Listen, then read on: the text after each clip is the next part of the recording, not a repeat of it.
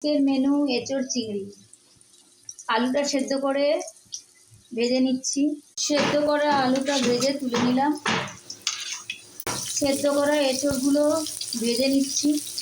সেদ্ধ করা এঁচোড়টা ভাজা করে তুলে নিচ্ছি। চিংড়ি মাছগুলোকে ভেজে তুলে নিচ্ছি। তেলটা গরম হয়ে গেছে, তেজপাতা গোটা গরম মশলা ফোড়ন দিলাম।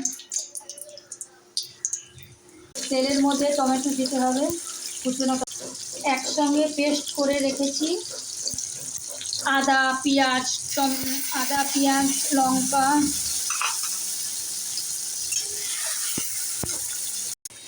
আদা পেঁয়াজ লঙ্কা, চালমগজ বাদাম একসঙ্গে বেটে নিয়েছি, ওটা দিতে হলো।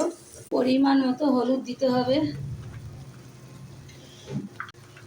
পরিমাণ মতো লঙ্কার গুঁড়ো দিতে হবে, পরিমাণ মতো নুন দিতে হবে,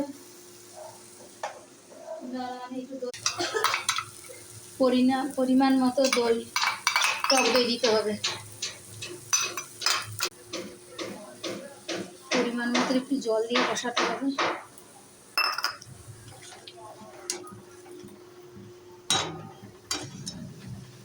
প্রায় আমার মশলাটা কষানো হয়ে গেছে। ভেজে রাখা আলু এঁচোড় দিয়ে দিলাম।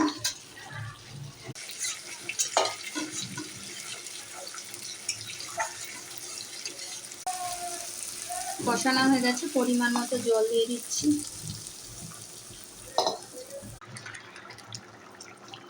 পরিমাণ মতো গরম মশলার গুঁড়ো দিয়ে, পরিমাণ মতো ঘি দিয়ে